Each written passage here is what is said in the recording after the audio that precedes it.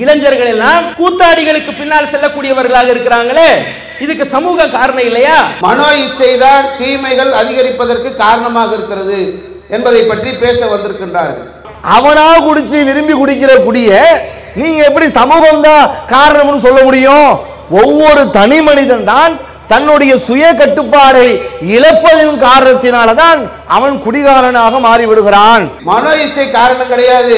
சுத்தி இருக்கவன் நண்பர் இருக்கிறாங்க, கூட்டாளி உறவுகாரங்க இருக்கிறாங்கல்ல, இவங்க தான் காரணம் என்பதை பேசுவதற்காக சகோதரர் CV இம்ரான், எந்த குழந்தையும் நல்ல குழந்தைதான், மண்ணில் பிறக்கையிலே அவன் நல்லவனாவதும் தீயவனாவதும் அன்னை வளர்ப்பினிலே என்று சொல்றாங்க இல்லையா? இது 1400 ஆண்டுகளுக்கு முன்பாகவே நபி ஸல்லல்லாஹு அலைஹி வஸல்லம் அவர்கள் ஒரு குழந்தை நல்ல குழந்தையாக வர்றதுக்கு பெற்றோர் தான் காரணம், ஒரு குழந்தை கெட்ட குழந்தையாக வருவதற்கு பெற்றோர் தான் காரணம் என்பதை தெளிவுபடுத்துறாங்க.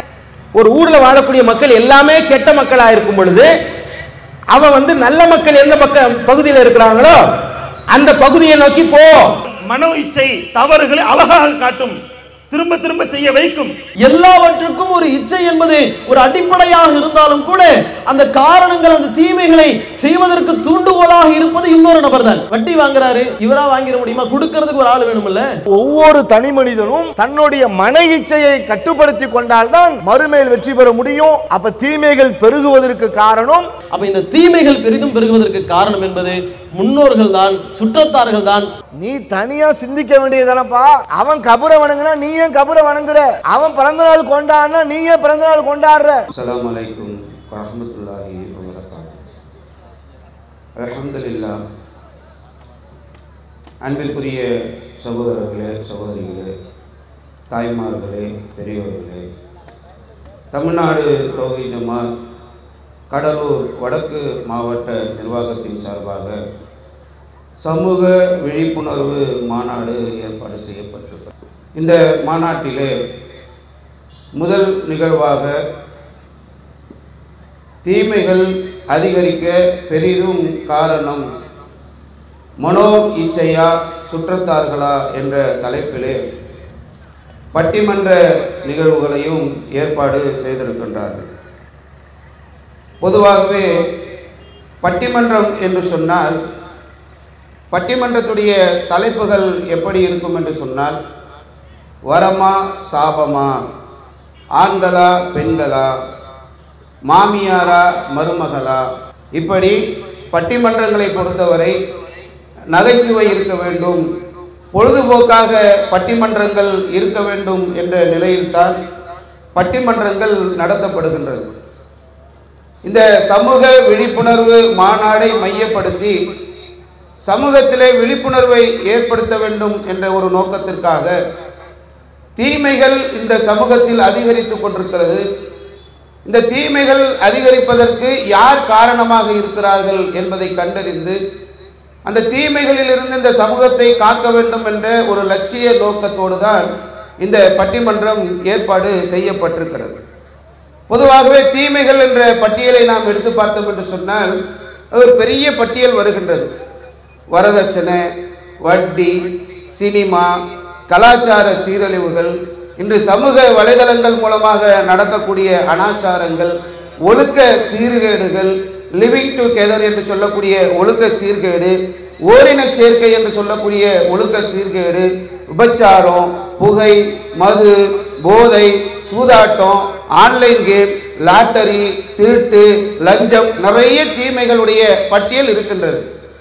இப்படிப்பட்ட இந்த தீமைகள் அதிகரிப்பதற்கு காரணமாக இருப்பது மனோ இச்சையா சுற்றத்தாரா? அது ஒரு குழப்பம் இருக்கலாம். என்னது மனோ இச்சைனா என்ன, சுற்றத்தார்னா என்ன? மனோ இச்சை என்று சொன்னால் ஒரு தீமை நடப்பதற்கு ஒரு தனி மனிதன் அவனுடைய மனோ இச்சை தூண்டுதலாக அமைந்து இந்த தீமைகள் அதிகரிக்கிறதா, அல்லது அவனோடு இருக்கக்கூடிய அவனுடைய நண்பர்கள், அவனுடைய உறவினர்கள், அவனுடைய முன்னோர்கள், ஆலிம்கள், அறிஞர்கள், இமாம்கள், இப்படி இருக்கக்கூடிய சுற்றத்தார்கள் இருக்கிறார்களே, இவர்களால் தீமை அதிகரிக்கிறதா என்ற நிலையில்தான் இந்த பட்டிமன்றத்தை நாங்கள் அமைத்திருக்கின்றோம். இந்த பட்டிமன்றத்திலே, இந்த பட்டிமன்றம் என்று சொன்னாலே லியோனி பேசுவார், ராஜா பேசுவார், பாரதி பாஸ்கர் பேசுவாங்க. இப்படியான சூழ்நிலைகள் இல்லாமல் சமூகத்திற்கு தேவையான கருத்துக்களை மக்களிடத்தில் பதிய வைக்க வேண்டும் என்பதற்காக தமிழ்நாடு தௌஹீத் ஜமாத்திலே பேச்சாளர்களாக பயணிக்கக்கூடிய சகோதரர்கள் மனோ இச்சைதான் காரணம் என்ற தலைப்பிலே காரைக்கால் யூசுப் மாநில செயலாளர் அவர்களும் அபூபக்கர் சித்திக் எம்ஐஎஸ்சி டிஎன்டிஜே பேச்சாளர் அவர்களும் மனோ இச்சைதான் தீமைகள் அதிகரிப்பதற்கு காரணமாக இருக்கிறது என்பதை பற்றி பேச வந்திருக்கின்றார்கள். அதே போல மனோ இச்சைதான் காரணம் நீங்க சொல்ல வந்திருக்கிறீங்க. மனோ இச்சை காரணம் கிடையாது. சுத்தி இருக்கவன் நண்பர் இருக்கிறாங்க, கூட்டாளி உறவுக்காரங்க இருக்கிறாங்கல்ல, இவங்க தான் காரணம் என்பதை பேசுவதற்காக சகோதரர் சிவி இம்ரான் மாநில செயலாளர் அவர்களும் இலியாஸ் எம்ஐஎஸ்சி டிஎன்டிஜே பேச்சாளர் அவர்களும் உரை நிகழ்த்த வந்திருக்கிறாங்க. இந்த பட்டிமன்றத்தில் உங்களை மாதிரி நானும் வந்திருக்கிறேன். என்னதான் கருத்தை சொல்ல போறாங்க. உண்மையிலேயே தீமைகள் அதிகரிப்பதற்கு காரணம் மனோ இச்சை தானா இல்லை சுற்றத்தால் தானா என்பதை பொறுத்திருந்து பார்ப்போம் என்ன சொல்றாங்கன்னு. முதலாவதாக காரைக்கால் யூசுப் தீமைகள் அதிகரிக்க மனோ இச்சை தான் காரணம் சொல்ல வரார். பார்ப்போம் வாங்க யூசுப். அஸ்ஸலாமு அலைக்கும் வரஹ்மத்துல்லாஹி வபரகாத்துஹு. அல்ஹம்துலில்லாஹ். எல்லாம் வல்ல அல்லாஹுவின் நல்லடியார்களே, அல்லாஹ்வுடைய மாபெரு கிருபையினால் தமிழ்நாடு தௌஹீத் ஜமாத் கடலூர் வடக்கு மாவட்டத்தின் சார்பாக நடத்தப்படுகின்ற இந்த மாநாட்டிலே தீமைகள் அதிகரிக்க பெருக பெரிதும் காரணம் மன இச்சைதான் என்ற தலைப்பின் கீழே நாங்கள் பேச வந்திருக்கிறோம். தீமைகள் என்று சொன்னால், தீமைகள் என்பது இரண்டு விதமான தீமைகள் சமூகத்தில் இருக்கின்றன. ஒன்று மறைமுகமாக நடைபெறுகின்ற தீமைகள், இன்னொன்று வெளிப்படையாக தெரிகின்ற தீமைகள். மறைமுகமாக இருக்கின்ற தீமைகள் ஒவ்வொரு தனி மனிதனும் அவரவர்களுக்கு தெரிந்த வகையில் இருக்கின்ற தீமைகளுடைய பட்டியல்களில் உள்ளது. வெளிப்படையாக தெரிகின்ற தீமைகள் என்று பார்த்தோம் என்றால் மது, வட்டி, விபச்சாரம் போன்ற வெளிப்படையாக தெரிகின்ற தீமைகள் என்று இருக்கிறது. நபிகள் பெருமானார் ஸல்லல்லாஹு அலைஹி வஸல்லம் அவர்கள் தீமைகளை பற்றி சொல்லும் பொழுது தீமை என்பதை எப்படி நாம் எதை அளவுகோலாக எடுப்பது என்று அல்லாஹுடைய தூதர் சொல்லுகின்ற பொழுது, எந்த ஒரு செய்தியை பிறரிடத்தில் சொல்லுவதற்கு நாம் வெட்கப்படுவோமோ, அருவருப்பாக நினைப்போமோ, அந்த காரியங்கள் தீமை என்று அல்லாஹுடைய தூதர் சொன்னாங்க. ஒரு காரியத்தை மறைமுகமாக செய்கிறார், அதை போய் 4 பேர்கிட்ட சொல்றதுக்கு வெட்கப்படுறாரு. அதை சொன்னா நம்ம அசிங்கமாக நினைச்சிருவான்னு நினைக்கிறாரு. அப்படி என்ன காரியங்கள் எல்லாம் நினைக்கிறாரோ அந்த காரியங்களும் தீமைதான் என்று சொல்லப்படுது. இப்படி இந்த தீமைகள் செய்கின்ற பட்டியல்கள் இருக்கின்ற இந்த பாவங்கள் சமூகத்திலே இன்றைக்கு நிறைய தீமைகள் மலிந்து கிடக்கின்றன. இப்ப இந்த தீமைகள் எல்லாம் எப்படி உருவாகுது, எப்படி ஒரு தீமைகள் சமூகத்தில் ஏற்படுது என்றால், ஒவ்வொரு தனி மனிதனும் தன்னுடைய மன இச்சையின் காரணத்தினால தான் சமூகத்திலே அந்த தீமைகள் உருவாவதற்கு காரணமாக இருக்கிறது. அல்லாஹ் ரப்பல் ஆலமீன் திருமறை குர்ஆனிலே நமக்கு சொல்கிறான், ஃபஅம்மா மன் தகா வஆஸல் ஹயாத்த துன்யா ஃபஇன்னல் ஜஹீம ஹியல் மஹ்வாம். யாரு வரம்பு மீறி உலக வாழ்வை தேர்ந்தெடுத்து கொண்டானோ அவனுக்கு நரகமே தங்குமிடமாகும். வ அம்மா மன் ஹாஃப மகாம ரப்பிஹி வ நஹன் நஃப்ஸ அனில் ஹவா. யாரு மன இச்சையை விட்டுவிட்டு மறுமை வாழ்க்கையை அல்லாஹ்விற்கு முன்பு நிற்க வேண்டும் என்று அஞ்சி யார் ஒருவர் சுய விருப்பத்தை விட்டு கட்டுப்படுத்தி கொள்கிறார்களோ ஃபஇன்னல் ஜன்னத ஹியல் மஹ்வாம்.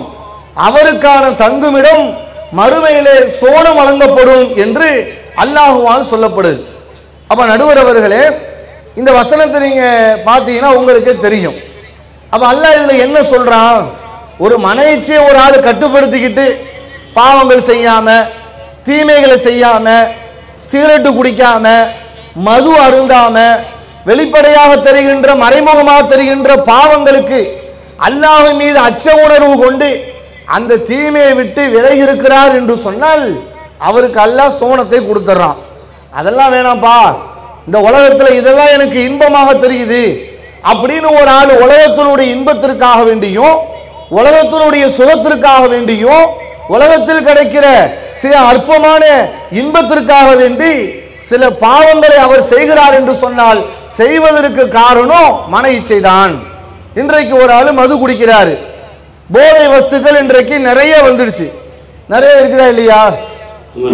நிறைய இருக்குது, பல விதத்தில் இன்னைக்கு இருக்குது. முதல்லாம் ஒரு காலத்துல சாராயம் மட்டும்தான் சொல்வார்கள்.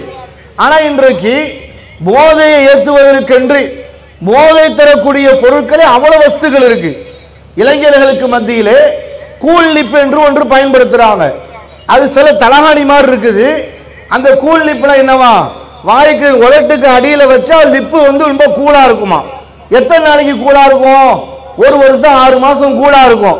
அப்புறம் பாத்தீங்கன்னா அந்த உதட்டுக்கு கீழே வெந்து போய் கேன்சர் போன்ற நோய்கள் அவர்களுக்கு வந்துடும். இது கூல் லிப் என்று சொல்லி இந்த போதைக்கு இன்றைக்கு பெரும்பான்மையான இளைஞர்கள், பள்ளிக்கூட மாணவர்கள் இன்றைக்கு அடிக்டா இருப்பதை பார்க்கிறோம். இப்ப யார் இதை போய் இதை கத்துக்கணும்னு சொல்றா? பெற்றோர்கள் கத்துக்கணுங்கிறாங்களா? மாணவர்களுக்கு ஆசிரியர்கள் இந்த கூல் லிப் சாப்பிடுங்கள் என்று கற்றுத் தருகிறார்களா? இதை யார் எடுத்துக்கொள்கிறார்? அவர்களாகவே இந்த போதையை விரும்பி சாப்பிடக்கூடியவர்களாக இருப்பதை பார்க்கிறோம். இன்றைக்கு மதுபான கடைகள், நிறைய மதுபான கடைகள் இருக்கிறது. இதெல்லாம் போய் குடிங்கன்னு எல்லா இடத்திலும் சொல்றாங்களா? குடிப்பவர்களை கூட எப்படி தமிழகத்தில் அழைக்கப்படுது தெரியுமா? குடிகாரன்னு சொல்லக்கூடாதான்.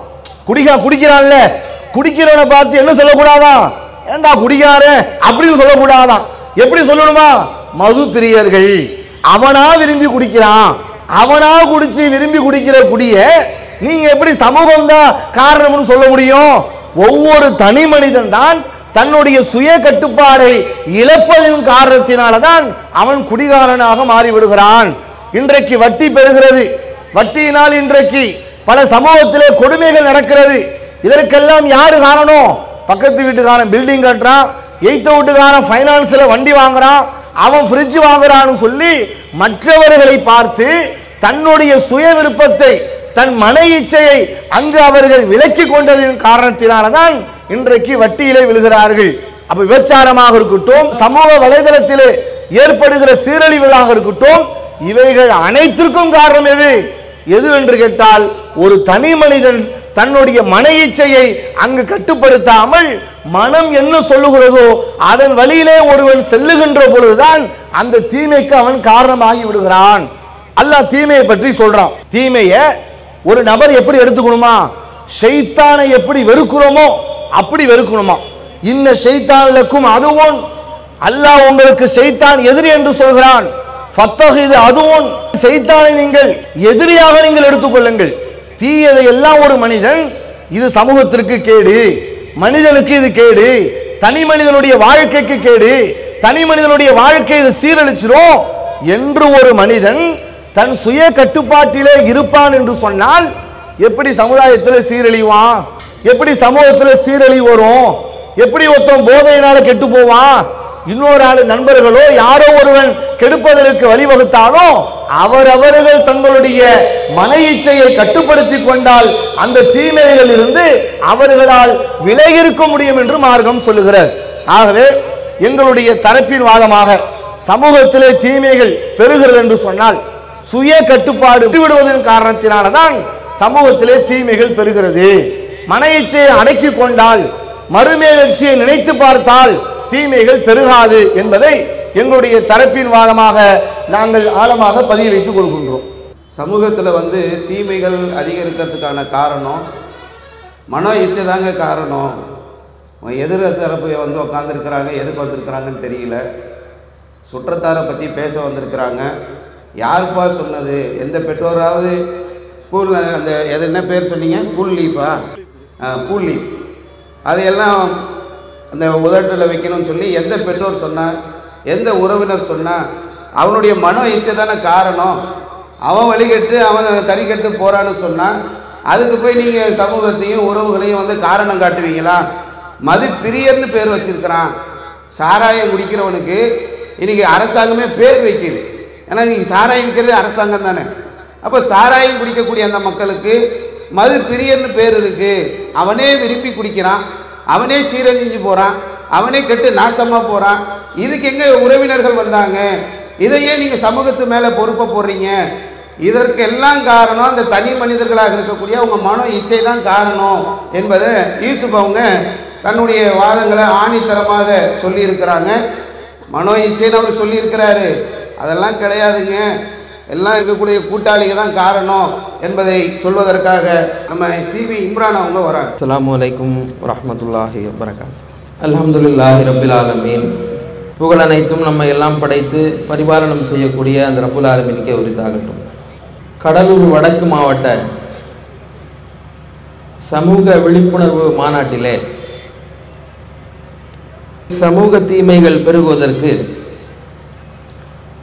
பெரிதும் காரணம் மனோ இச்சையா சுற்றத்தாரா என்ற இந்த தலைப்பில் சுற்றத்தார்தான் தீமைகள் பெருகுவதற்கு பெரிதும் காரணமாக இருக்கிறார்கள் என்ற வாதத்தை நிலைநாட்டுவதற்காக எங்களுடைய அணியின் சார்பாக நான் பேச வந்திருக்கிறேன். நடுவர் அவர்களே எதிர் அணியில் நிறைய விஷயங்களை பேசினாங்க. இல்லை பேசும்பொழுது அண்டை வீட்டுக்காரங்க வந்து பார்த்து ஏங்குறான் அப்படிலாம் அவர் நிறைய விஷயத்த சொன்னாப்புல. இந்த அண்டை வீட்டுக்காரங்க வந்து சுற்றத்தாரில் வருவாங்களா மனோ இச்சையில் வருவாங்களா?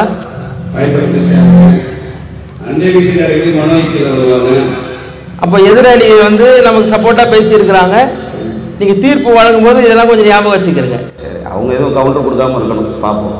சரி, அப்போ வட்டி வாங்கக்கூடிய அடிப்படையில் ஒருத்தருக்கு காரணம் அண்டை வீட்டுக்காரங்க தான், மற்றவர்களுடைய தூண்டுதல் காரணமாகத்தான் இவன் வட்டிக்கு செல்கிறான் என்ற வாதத்தை நமக்கு சாதகமாக கொடுத்ததற்காக முதல்ல நாங்கள் எதிரணிக்கு நன்றி சொல்லிக்கொள்கிறோம். அது இல்லாமல் நிறைய வாதங்களை வச்சாங்க. என்னுடைய வாதத்தில் நான் நடுவில் அதுக்கு பதில் கொடுக்குறேன். அதாவது இந்த சமுதாயத்தில் ஒரு மனிதன் என்பவன் ஒரு சோசியல் அனிமல்னு அவனுக்கு ஒரு பேர், சமூக விலங்கு என்று மனிதனுக்கு சொல்லுவாங்க. ஒரு தனி மனிதனாக இந்த உலகத்தில் அவன் வாழ்றது கிடையாது. அவன் மனைவியோடு, குழந்தைகளோடு, பெற்றோரோடு, உறவினர்களோடு, நண்பர்களோடு, சுற்றத்தாரோடு தான் வாழக்கூடியவனா மனிதன் இருக்கிறான். அப்போ அந்த சமூகத்தினுடைய தாக்கம் அந்த நபர் இடத்துல பிரதிபலிக்கக்கூடியதா நீங்க பார்க்கலாம். சமூகம் வந்து நல்லவர்களாக இருந்தால் இவனும் நல்லவனாக பெரும்பான்மையா நீங்க பார்க்கலாம். சமூகம் கெட்டுவிட்டது என்று சொன்னால் அந்த விஷயம் இவன் இடத்துல தொற்றிக் கொள்வதை நீங்க பார்க்கலாம். இதுக்கு நிறைய ஆதாரங்களை குர்ஆன் ஹதீஸ்ல நம்ம பார்க்க முடியுது. ஒரு மனிதன் கெட்டு போவதற்கு சமூகம் காரணம் என்பதற்கு நபி ஸல்லல்லாஹு அலைஹி வஸல்லம் சொல்றாங்க, முதல்ல பெற்றோர். ஒரு மனிதன் ஒரு குழந்தையாக இருக்கக்கூடிய பருவத்தில் தான் ஆரம்பிக்கிறவருடைய வாழ்க்கை. ரசூலுல்லாஹ் குறிப்பிடுறாங்க, எந்த குழந்தை பூமியில் பிறந்தாலும் அவன் இயற்கையான இந்த இஸ்லாமிய மார்க்கத்தில் தான் பிறக்கிறான். அவனுடைய பெற்றோர்கள் தான் என்ன செய்யறாங்கன்னு சொன்னா அவனை யூதராகவோ கிறிஸ்தவராகவோ மாற்றி விடுகிறார்கள் சொன்னாங்க. நபி ஸல்லல்லாஹு அலைஹி வஸல்லம் சொல்றாங்க. அப்ப அந்த குழந்தைக்கு அல்லாஹ் என்று சொல்லி கொடுத்தா அவன் அல்லாஹ்வை ஏற்றுக்கொள்வான். சின்ன வயசுலேயே அந்த குழந்தை பருவத்திலேயே இயேசுநாதர் தான் கடவுள் என்று சிறு வயதில் அவனுக்கு சொல்லி கொடுத்தா அதுதான் அவன் ஏற்றுக்கொள்வான். அவன் எந்த மதத்துக்கு அவனுக்கு சொல்லிக் கொடுக்கப்படுது அதை ஏற்றுக்கொள்ளக்கூடியவனாக அவன் மாறி விடுகிறான். அப்போ அந்த மாதிரி தான் ஒரு மனிதன் தவறான கொள்கையின் பக்கம் செல்கிறான் என்று நபி ஸல்லல்லாஹு அலைஹி வஸல்லம் அவர்கள் இந்த தீமைகள் பெறுவதற்கு, தவறான கொள்கை இந்த மனித சமுதாயத்தில் விதைக்கப்படுவதற்கு பெற்றோரே காரணமாக இருக்கிறாங்கன்றதை சொல்றாங்க. இதுதான் ஒரு கவிஞன் பாடியிருப்பான், எந்த குழந்தையும் நல்ல குழந்தை தான் மண்ணில் பிறக்கையிலே, அவன் நல்லவனாவதும் தீயவனாவதும் அன்னை வளர்ப்பினிலே என்று சொல்றான் இல்லையா? இது 1400 ஆண்டுகளுக்கு முன்பாகவே நபி ஸல்லல்லாஹு அலைஹி வஸல்லம் அவர்கள் ஒரு குழந்தை நல்ல குழந்தையாக வர்றதுக்கு பெற்றோர் தான் காரணம், ஒரு குழந்தை கெட்ட குழந்தையாக வருவதற்கு பெற்றோர் தான் காரணம் என்பதை தெளிவுபடுத்துறாங்க. அதே மாதிரி குர்ஆன் அல்லாஹ் தெளிவா சொல்லி காட்டுகிறார், யா அய்யுஹல்லதீன ஆமனு இன்ன மின் அஸ்வாஜிக்கும் வ அவுலாதிக்கும் அதுவல்லக்கும், இறை நம்பிக்கை கொண்டவர்களே உங்களுடைய மனைவிமார்கள் உங்களுடைய குழந்தைகள் உங்களுக்கு எதிரிகளாக இருக்கிறாங்க, ஃபஹ்தருஹும் அவர்களை விட்டு நீங்கள் எச்சரிக்கையாக இருந்து கொள்ளுங்கள் அல்லாஹ் குறிப்பிடுறான். மனைவியை பார்த்து எதிரி என்ற வாசகத்தை அல்லாஹ் பயன்படுத்துறான். பெற்றெடுத்த குழந்தைகளை பார்த்து எதிரிகள் அவர்கள் விரோதிகள் என்ற வார்த்தையை எல்லாம் பயன்படுத்துறானே, எதற்காக அல்லாஹ் அந்த வார்த்தையை பயன்படுத்துறான்? அல்லாஹ்வுடைய மார்க்கத்துக்கு மாற்றமாக செயல்படுமாறு மனைவி கூறுவா, கேட்காத. உன் குழந்தை அல்லாஹ்வுடைய மார்க்கத்துக்கு மாற்றமாக நடக்குமாறு உன்னை தூண்டுவான், கேட்கக்கூடாது. நீ தீமைகள் செய்யாம அல்லாஹ்வுடைய மார்க்கத்தை நீ பற்றி பிடித்துக் கொள்ள வேண்டும். உன் மனைவி எதிரி தான், உன் குழந்தை எதிரி தான். குர்ஆன் ஹதீஸுக்கு அவங்க ஆதரவா சொன்னா மட்டும்தான் கேட்கணும் என்று அல்லாஹ் சொல்றான்.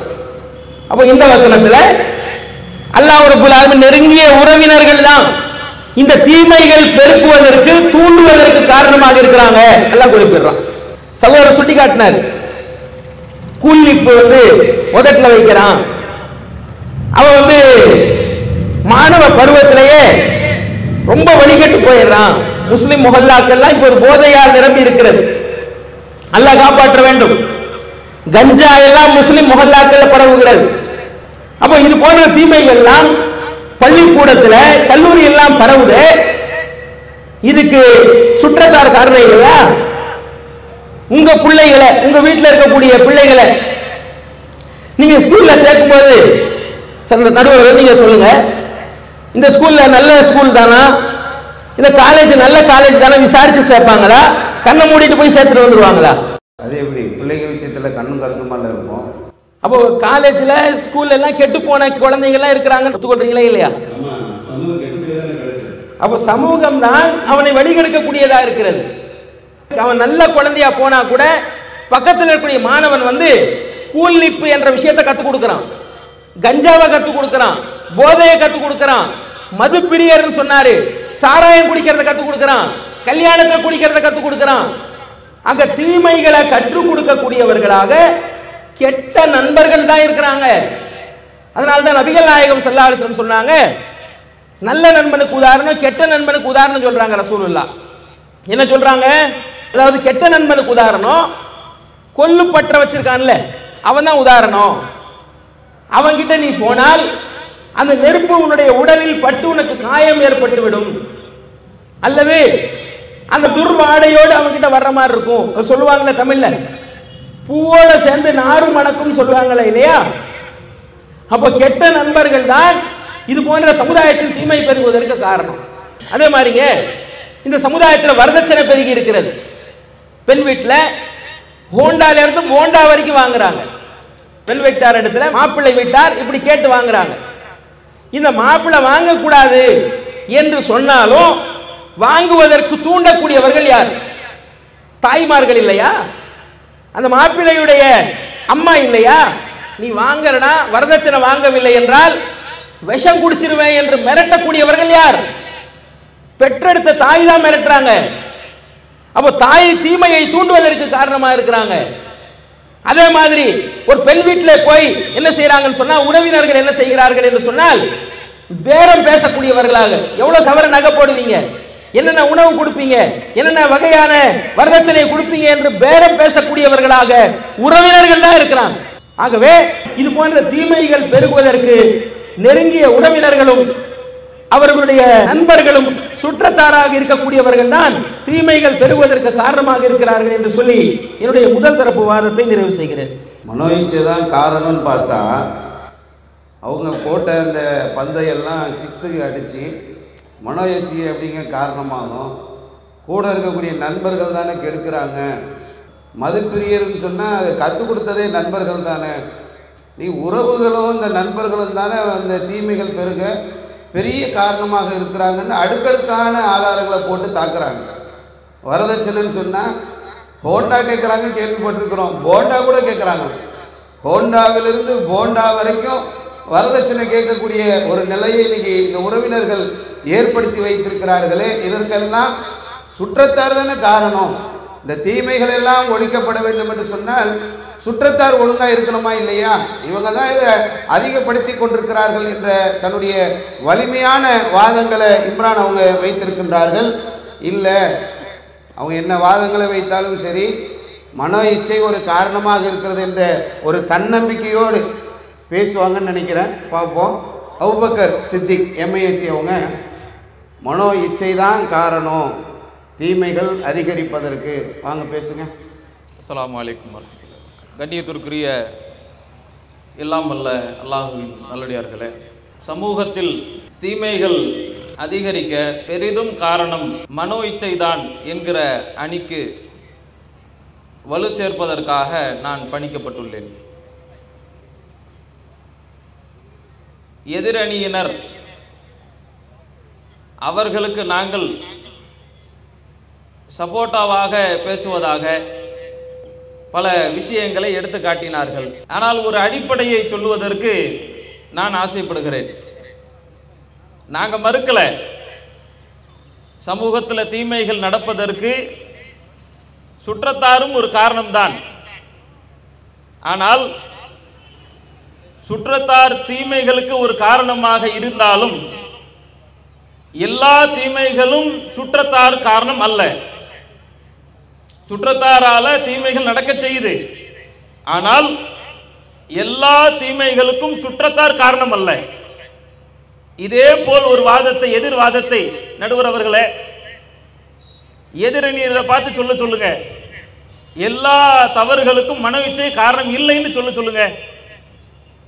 சொல்ல முடியாது, கேட்போம். அப்ப சமூகத்தில் நடக்கக்கூடிய தீமைகள் பெரிதும் அதிகரிப்பதற்கான காரணம் என்ன? கண்டிப்பாக மனோ இச்சை தான் அதற்கு காரணம். அல்லாஹ் தன் திருமறையில் சொல்லுகிறான், இன்ன கசீரன், பெரும்பாலான நபர்கள் ல யுதித்தூன பி அஹ்வாஹிஹிம் பி கைரி இல்ம், அறிவில்லாமல் சிந்திக்காமல் மனோ இச்சையின்படியே அதிகமாக தவறுகளில் வழிகேட்டுகளில் செல்கிறார்கள். அல்லாஹ் சொல்றான், எதிர்த்தரப்பினர் சுற்றுப்புறத்தார் தான் காரணம். அதற்கு பல வாதங்களை எடுத்து வச்சாங்க. எங்களுடைய தரப்பிலிருந்து சில வாதங்களை எடுத்து வச்சோம். இன்றைய சமூக தீமைகளை எடுத்து பார்க்கும் போது ஒரு புரிதல் வரும். இன்றைய சமூகத்தில் அதிகரித்து கொண்டிருக்கக்கூடிய ஒரு தீமை எது? ஓரின சேர்க்கை என்று சொல்லக்கூடிய மானக்கேடான, ஒழுக்கக்கேடான ஒரு காரியம் இன்று சமூகத்தில் அரங்கேறி கொண்டு இருக்கிறது. அதுக்கு ஏபிசிடியில் என்னென்னமோ சொல்றாங்க. LGBTQIA, ஏக்கச்சக்கமான பாலினங்கள் வந்துருச்சு. லெஸ்பியன் சொல்றான், கேன்னு சொல்றான், பிசெக்சுவல்ங்கிறான். இவர்களுக்கு என்ன ஒரு பேரணி? இதுல ஓரணி சேர்க்கைன்னு சொன்னா சில பேருக்கு புரியாது. ஆண்களோடு ஆண்கள் காதல் செய்து திருமணம் செய்து கொள்வது, பெண்களோடு பெண்கள் அவர்கள் காதல் செய்து திருமணம் செய்து கொள்வது, இது எவ்வளவு மானங்கெட்ட ஒரு காரியம், ஒழுக்கக்கேடான ஒரு கலாச்சாரம். இன்று சமூகத்தில் பிரபலங்களாக இருக்கக்கூடியவர்கள் ஓரின சேர்க்கையாளர்களாக இருக்கிறார்கள், பெருகி கொண்டு வருகிறார்கள். இளைய சமூகம் இந்த ஒரு காரணத்தில் அதிகமாக தவறுகளில் வீழ்ந்து கொண்டு இருக்கிறது. இதுக்கு காரணம் என்ன? அல்லாஹ் திருமறையில் தெளிவாக சொல்லுகிறான். லூத் நபி அலைஹிஸ்ஸலாம் அவர்கள் காலத்தில் வாழ்ந்த சமுதாயம் ஓரின சேர்க்கையில் திளைத்துக் கொண்டிருந்தது. ஆண்கள் ஆண்களை விரும்பி திருமணம் செய்து கொண்டிருந்தார்கள். லூத் அலைஹிஸ்ஸலாம் பல பிரச்சாரத்தை மேற்கொண்டார். பெண்களை சுட்டிக்காட்டி அவர்களுக்கு எதிராக அவர்களுக்கு முன்வைத்து பிரச்சாரம் செய்தார்.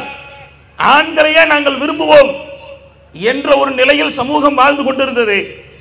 அப்பொழுது அல்லாஹ் சொல்கிறான், எந்த காரணத்திற்காக இவர்கள் ஆண்களை விரும்புகிறார்கள்? சுற்றத்தார் காரணமா? தெளிவாக இறைவன் சொல்கின்றான், இன்னக்கும் லதஅதூன ரிஜால், நீங்கள் ஆண்களை விரும்புகிறீர்கள், ஆண்களை விரும்பிக் கொண்டிருக்கிறீர்கள். ஏன்? ஷஹ்வத்தன் மின் தூனின் நிசா, பெண்களை விடுத்துவிட்டு இச்சையின் காரணமாக ஆண்களை நீங்கள் விரும்பிக் கொண்டிருக்கிறீர்கள். அல்லாஹ் தெளிவா சொல்றான்.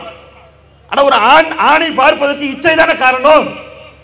அப்ப இந்த ஓரினை சேர்க்கை இன்று சமூகத்தில் மிகப்பெரிய அளவில் தலை தூக்கி கொண்டிருக்கிறது. இதற்கு காரணம் மனோ இச்சை. அடுத்து இந்த மனோ இச்சை தான் சமூகத்தில் தவறுகளை அதிகரிப்பதற்கு பெரிதும் காரணம். ஏன் தெரியுமா?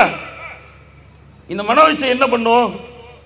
தவறுகளை அழகாக காட்டி திரும்ப திரும்ப அதை செய்வதற்கு ஆர்வம் ஊட்டக்கூடிய ஒரு விஷயம். மனசு என்ன பண்ணும்னா, ஒரு முறை தவறு செய்தால் என்ன தப்பா, அடுத்த முறை செய்தால் என்ன தப்பா, இது கடைசியா இருக்குமே, ஒரு முறை தவறு செய்தால் அல்லாஹ் என்ன குற்றத்துல தூக்கி பாவத்துல வீசிடுவான நரகத்துல, யாரு பார்க்க போறா? நீ செய், பார்த்துக்கலாம். உதாரணத்துக்கு நடுவரவர்களே, ஒரு சுகர் பேஷண்ட், இப்போ உங்களுக்கு சுகர் இருக்குன்னு வைங்க. என்னங்க நம்மள சுகர் பேஷண்ட் ஆகிட்டீங்க? நடுவரா வந்துட்டா. சரி, இப்போ சுகர் பேஷண்ட் நீங்க, உங்களுக்கு சுகர் 200க்கு மேல போய்கிட்டு இருக்குன்னு வைங்களேன், டாக்டர்கிட்ட போறீங்க, என்ன அட்வைஸ் சொல்லுவாங்க? ஸ்வீட் சாப்பிடாதீங்கன்னு வாங்க. ஸ்வீட் சாப்பிட அதான் பெரிய எதிரி உங்களுக்கு. நீங்கள் மருத்துவருடைய ஆலோசனை என்ன சொல்லும்? சுற்றத்தார் தானங்க சொல்லுது. எல்லாம் சொல்றாங்களே சுற்றத்தார் எல்லாத்துக்கும் வழிவகுக்குதுன்றாங்க. சுற்றத்தார் பல நிலைகளில் நம்மை தடுக்கக்கூடியவர்களாக இருப்பார்கள், தற்காக்கக்கூடியவர்களாக இருப்பாங்க. எப்பா குடிச்சிடாத, எப்பா உபச்சாரம் பண்ணாத, எத்தனை பயான்ல கேட்கிறோம். சுற்றத்தார் என்ன எல்லோரும் நமக்கு வழிவகுக்கிறாங்களா? மருத்துவருடைய ஆலோசனை என்ன? ஸ்வீட்டு சாப்பிடாதப்பா, நீ இனிப்பை எடுத்து விட்டால் சுகர் லெவல் அதிகமாயிடும், விரல வெட்டணும், விரல வெட்டிட்டா உனக்கு காயம் ஆறிடும் நினைக்கிறியா? அடுத்து காலை வெட்டுற மாதிரி வரும், சின்ன காயப்பட்ட தாங்க மாட்டேன், சுகரை எடுத்துறாத. அறிவுல தெளிவா சொல்லுவான். என்ன பண்ணுவோம்? நடுவர்கள் ஒரு விருந்துக்கு போவாரு. விருந்துக்கு போய் பார்த்தா அங்க பாத்தீங்கன்னா பலகாரம் பயங்கரமா செஞ்சு வச்சிருப்பாங்க. எல்லாம் அப்படியே கண்ணு முன்னாடி அப்படியே லட்டு எல்லாம் அடுக்கி வச்சு தேனா வலியும். பார்க்கும்போது நடுவர் அவர்களே, உங்களுக்கு என்ன யோசனை வரும்? நம்ம நல்லா ஸ்வீட் சாப்பிட்ற ஆளுங்க, நீங்க சுகர் பேஷண்ட் ஆகிறது வருத்தம் வருதா? நம்மள சுகர் பேஷண்ட் சொல்லிட்டாங்களே, இப்ப இனிப்பு சாப்பிடக்கூடாது, சாப்பிடாம ஏந்திரிச்சு வந்துட முடியுமா? அந்த நேரத்தில் சிந்தனையோடு ஒரு விஷயம் சண்டை போடும். என்ன? மனோ இச்சை. ஒரு முறை அந்த ஸ்வீட் எடுத்து சாப்பிட்டா என்ன, ஒரு முறை சாப்பிட்டா என்ன, உனக்கு என்ன அப்படி சுகர் லெவல் ஏறிடுமோ? உடனே விரல வெட்டிடுவாங்களா? உடனே காலை வெட்டிடுவாங்களா? ஒரு மாத்திரையை கூடுதலா போட்டா என்னன்னு நடுவர் அவர்கள் அதுல கையை வைப்பாரு. சமூகத்தோடு சேர்ந்து சாப்பிட ஆரம்பிச்ச ஆளு அப்புறம் ஒரு முறை பழகிட்டா தனித்தனியா கடையில போய் லட்டெல்லாம் வாங்கி அடிச்சு நவுத்திக்கிட்டு இருப்பாரு. இப்ப சுகர் லெவல் இன்க்ரீஸ் ஆயிடும். என்ன காரணம்? மனோ இச்சை தவறுகளை அழகாக காட்டும், திரும்ப திரும்ப செய்ய வைக்கும். இன்னைக்கு மதுவை பத்தி பேசுறாங்க. மக்களிடத்துல மது என்பது சுற்றத்தார் தான் காரணம், அதனாலதான் குடிக்கிறான்னு. நடுவர் அவர்களே, இன்னொரு வாய்ப்பு. இப்ப உங்க வீட்டுக்கு அருகாமையில டாஸ்மார்க் இருக்கு. உங்க வீட்டுக்கு அருகாமையில டாஸ்மார்க் இருக்கு. டாஸ்மார்க் இல்லாத இடம் எது? மூளைக்கு மூளை டாஸ்மார்க் நிறைய திறந்து வச்சுக்கிட்டு வாங்கன்னு தானே சொல்றாங்க. அப்ப உங்க வீட்டுக்கு அருகாமையில டாஸ்மார்க் இருக்கு. டாஸ்மார்க் இருக்கின்ற காரணத்தினால நீங்க போய் மதுவை குடிச்சிட்டு மது பிரியராக ஒரு பேச்சுக்கு நீங்க மாறிட்டீங்க. மாறிவிட்டதற்கு பிறகு சமூகத்தை போய் குறை சொல்ல முடியுமா? இல்ல டாஸ்மார்க் வச்சிருக்கவன தான் போய், ஏண்டா இங்க டாஸ்மார்க் வச்ச, ஏன்னா நான் குடிச்சதுக்கு நீ தான் காரணம் கை காட்ட முடியுமா? அவன் தெளிவா சொல்லுவான். நான் இந்த டாஸ்மார்க் வச்ச உனக்கு எங்கடா போச்சு அறிவுன்னு கேட்பான். அல்லாஹ் அதான் தெளிவா சொல்லுகின்றான், பிகைரி இல்மின், அறிவு இல்லாமல் இவர்கள் அந்த மனோஇச்சையை பின்பற்றி தவறுகளை செய்வார்கள். அல்லாஹ்வுடைய தூதர் சொல்கிறார்கள், ஃபைதா ஸலஹத் ஸலஹல் ஜஸது வ குல்லுஹு, இந்த உள்ளம் சரியாக இருந்து விட்டால் அனைத்து அமல்களும் தெளிவாக அமைந்துவிடும், நன்மையாக அமைந்துடும். ஃபைதா ஃபஸதத், உள்ளம் தடுமாறி விட்டால், இச்சைக்கு அடிமையாகி விட்டால், ஃபஸதல் ஜஸது வ குல்லுஹு, அனைத்து அமல்களும் நாசமா போயிடும். அப்ப இப்படிப்பட்ட ஒரு மன இச்சையை எவன் தவிர்த்து வாழ்கின்றானோ அவன்தான் ஒரு சமூகம்னு சொல்றாங்கல்ல, சமூகத்தில் இருக்கக்கூடிய ஒவ்வொருவனும் தனி மனிதன். ஒவ்வொரு தனி மனிதனும் மன இச்சையை பின்பற்றி தவறுகள் செய்கிற காரணத்தால் தான் அது சமூக தீமையா மாறுது. அப்ப ஒவ்வொரு தனி மனிதனும் மனோ இச்சையை அடக்கி, இச்சையை கட்டுப்படுத்தி தவறுகளில் இருந்து ஒவ்வொரு மனிதனாக வெளியில் வந்தால்தான் சமூக தீமைகள் குறையும் என்பதை அழுத்தமாக வலுப்படுத்தியவனாக, சமூக தீமைகள் பெருகுவதற்கு பெரிதும் காரணம் மனோ இச்சை தான். இந்த பக்கம் திரும்பினா இவங்க ஒரு அடி அடிக்கிறாங்க, இந்த பக்கம் திரும்பினா இவங்க ஒரு அடி அடிக்கிறாங்க. மனோ இச்சையா குற்றத்தாரான்னு நமக்கு ஒரு குழப்பத்தை ஏற்படுத்துகிற அளவுக்கு தவறுகள் நடக்குது. மனோ இச்சை காரணம் இல்லைன்னு எதிரணிகளால் சொல்லிட முடியுமா? தைரியமான ஆளாக அவங்க சொல்லி தான் பார்க்கட்டுமே அப்படின்ற மாதிரி ஒரு சவால் வைக்கிறாங்க. அதே போல் ஓரின சேர்க்கை என்று சொல்லக்கூடிய ஒரு ஒழுக்க சீர்கேடு இப்பொழுது நடந்து கொண்டிருக்கிறது. இது லூத் அலைஹிஸ்ஸலாம் காலத்திலேயே இந்த ஒழுக்க சீர்கேடு நடந்தபோது அது இச்சையின் காரணமாகத்தான் நடந்ததை அல்லாஹ் குர்ஆனில் சொல்லுகின்றான். அப்போ ஒரு தனி மனிதன் அந்த ஒழுக்கத்தை பேணாததனால் தானே அந்த சீர்கேடு நடந்தது என்பதை தங்களுடைய வாதமாக சொல்லியிருக்கிறாங்க. டாஸ்மாக் கடை இருக்குது, டாஸ்மாக் கடை இருந்ததுன்னா போய் குடிச்சிடலாமா? எல்லாமே சுற்றி இருக்கிறதெல்லாம் ஒரு காரணமா? அவன் மன இச்சையின் காரணமாக தானே போய் குடிக்கிறான் என்ற வலிமையான வாதங்களை எல்லாம் வச்சிருக்கிறாங்க. இல்லை அவங்க ஏதோ உங்களை மாற்ற பார்க்குறாங்க, சுற்றத்தால் தான் காரணம் என்பதை சொல்வதற்காக இலியாஸ் எம்ஐசி போகிறாங்க. வாங்க. அஸ்ஸலாமு அலைக்கும் வரஹ்மத்துல்லாஹி வபரகாத்துஹு. அன்பிற்கினிய சகோதர சகோதரிகளே, சமூக தீமைகள் பெரிதும் பெருகுவதற்கு காரணம் சுற்றத்தாரே என்கிற அணிக்கு வலு சேர்க்கக்கூடிய விதமாக வாதங்களை எடுத்து வைப்பதற்காக வேண்டி பணிக்கப்பட்டிருக்கிறோம். எதிரணியினர் சொல்லும்போது மனோ இச்சைதான் என்கிற விதத்தில் ஏராளமான குர்ஆன் வசனங்களையும் ஹதீஸ்களையும் எடுத்து சொன்னாங்க. இங்க தலைப்பு என்பது பெரிதும் காரணம் எது அப்படிங்கிறத தான் அவங்களும் புரிந்து வைத்திருக்கிறார்கள். ஆனால் வாதங்கள் என்னவோ நமக்கு சாதகமா இருக்கு அப்படிங்கிற மாதிரி அந்த நினைப்புல நிறைய வாதங்களை எடுத்து வைக்கிறாங்க. கடைசியா சொல்லும்போது கூட சொன்னாங்க, தனி மனிதர் திருந்துறதுனால தான் ஒட்டுமொத்த சமூக தீமையாக, தனி மனிதருடைய தீமை ஒட்டுமொத்த சமூக தீமையாக மாறுகிறது அப்படிங்கிற வாதத்தை எடுத்து வச்சாங்க. ஆனா அல்லாஹ் என்ன சொல்றான் அப்படிங்கிறத கொஞ்சம் பாருங்க. அல்லாஹ் தன்னுடைய திருமறையில் எடுத்து சொல்கிறான், இன்னல்லாஹ லா யுகையிரு மா பிகௌமின் ஹத்தா யுகையிரு மா பி அன்ஃபுஸிஹிம். ஒரு சமுதாயம் தன்னிடத்தில் உள்ள தீமைகளை மாற்றிக்கொள்ளாதவரை அல்லாஹ் அந்த சமூகத்தை மாற்றவே மாட்டான் என்கிற அந்த வார்த்தைகளை அல்லாஹ் எடுத்து சொல்கிறான். அப்ப இந்த இடத்துல அல்லாஹ் ஒரு தனி மனிதரை திருத்த வேண்டும் என்று சொல்லவில்லை. அந்த தீமைகள் பெரியதாக இருப்பதற்கு காரணம் ஒரு சமூகமாக அந்த தீமைகளை செய்வதுதான். அப்ப மாற வேண்டியது என்பது அந்த சமூகம்தான். சமூகம் மாற வேண்டும் என்கிற அடிப்படையை அல்லாஹ் ஆழமாக எடுத்து சொல்வதை நாம் பார்க்கிறோம். அப்ப சுற்றத்தார்களாக இருக்கக்கூடிய ஒவ்வொருவரும் இந்த தீமைகளிலிருந்து மாறினால் மட்டும்தான், தீமைகளிலிருந்து திருந்தினால் மட்டும்தான் இந்த தீமைகள் பெருகுவதை நிறுத்த முடியும். ஒரு தனி மனிதராக ஒரு விஷயத்தை சொல்வதை விட ஒரு கூட்டமாக ஒரு விஷயத்தை சொல்வதுதான் இன்றைக்கு பெரிய அளவில் கொண்டு போய் சேர்க்க முடியும் என்பதை நாம் ஒவ்வொருவரும் விளங்கி வைத்திருக்கிறோம். வெறுமனே ஒரே ஆளை நின்றுட்டு இப்படி செய்யாதீங்கப்பா அப்படி செய்யாதீங்கப்பா அப்படின்னு சொல்றதை விட இத்தனை பேர் குழும்பி ஒரு மக்களிடத்துல இந்த சத்தியத்தை எடுத்து சொல்வோம் என்றால் அது மக்களிடத்துல கொண்டு போய் சேர்ப்பதற்கு மிக இலகுவாக இருக்கும் என்பதை நாம் விளங்கி வைத்திருக்கிறோம். இத்தனை பேர் சொல்றாங்களே நம்ம கேட்கணும் அப்படிங்கறத விளங்கி வைத்திருக்கிறோம். அப்ப அதிகமான மக்கள் இந்த நேர்வழியின் பக்கம் இருப்பார்கள் என்றால் இலகுவான முறையில் தீமைகள் குறைஞ்சிரும். அப்ப அதிகமான மக்கள் தீமைகளில் மூழ்கி இருப்பதுதான் தீமைகளுக்கு பெரிதும் காரணமாக இருக்கிறது. அப்ப சுற்றுப்புற மக்கள் அனைவருமே தீமையில் மூழ்கி இருப்பதுதான் பெரிய காரணமாக இருக்கிறது என்பதை அல்லாஹ் ரப்பல் ஆலமீன் எடுத்து சொல்கிறார். அவன் சொல்லும்போது நிறைய விஷயங்களை சொன்னாங்க. இச்சை சம்பந்தமாக இந்த ஓரின சேர்க்கை இதெல்லாம் சொன்னாங்க. எல்லா விஷயத்தையும் எடுத்து பாருங்களேன். ஓரின சேர்க்கையாக இருக்கட்டும், இந்த மது பழக்க வழக்கங்களாக இருக்கட்டும், அதே மாதிரி வட்டி, இது போன்ற எந்த விதமான விஷயங்களாக இருக்கட்டும், எல்லாவற்றுக்கும் ஒரு இச்சை என்பது ஒரு அடிப்படையாக இருந்தாலும் கூட அந்த காரணங்கள் அந்த தீமைகளை செய்வதற்கு தூண்டுகோலாக இருப்பது இன்னொரு நபர் தான். வட்டி வாங்குறாரு, இவரா வாங்கிட முடியுமா? கொடுக்கறதுக்கு ஒரு ஆள் வேணும்ல. தனியா வாங்க முடியாது நம்ம வட்டி, அதுக்கு ஒரு ஆள் துணை வேணுமா? வட்டி கொடுக்கக்கூடியவர் இருக்கணும்ல. என்ன செய்தி சொல்றாங்க அல்லாஹ்வுடைய தூதர்? வட்டி வாங்குபவராக இருந்தாலும், வட்டிக்கு கொடுப்பவராக இருந்தாலும், வட்டிக்கு சாட்சியாக போகக்கூடியவராக இருந்தாலும் என்கிற அடிப்படையில் அல்லாஹ்வுடைய தூதர் சொல்றாங்க, எல்லோரும் பாவத்துல சமம்தான். எல்லோரும் அந்த வட்டிக்கு என்ன பெரும் பாவமாக சொல்லப்படுகிறதோ அந்த பாவத்தில் அனைவரும் சம பங்கு உடையவர்கள் என்கிற அடிப்படையில் தான் அல்லாஹ்வுடைய தூதர் சொல்றாங்க. வெறுமனே ஒரே நபரை பார்த்து சொல்லல. அப்ப ஒரு சமூகமாக ஒரு கிட்டத்தட்ட உற்றார் உறவினராக இருக்கக்கூடிய எல்லோருமே அதற்கு காரணமாக இருக்கிறார்கள். அதை கொடுக்கக்கூடியவர், வாங்கக்கூடியவர், அதற்கு சாட்சியாக எழுதக்கூடியவர் என்று எல்லோருமே காரணமாக இருக்கக்கூடியவர்களாக இருக்கிறார்கள் என்று சொல்றாங்க. அதே மாதிரி மது அருந்துபவர், அதை அருந்துவதற்காக எடுத்து கொடுப்பவர், பரிமாறுபவர் என்று அந்த மதுவிற்கும் அல்லாஹ்வுடைய தூதர் நபிகளார் ஒரே ஒரு மனிதரை மட்டும் குறிப்பாக்கவில்லை. அதை சுற்றியுள்ள எல்லா மக்களையும் அல்லாஹ்வுடைய தூதர் நபிகளார் குற்றவாளிகளாக சொல்கிறார்கள். அப்ப வெறுமனே மனோ இச்சை மட்டும் இதற்கு காரணம் கிடையாது.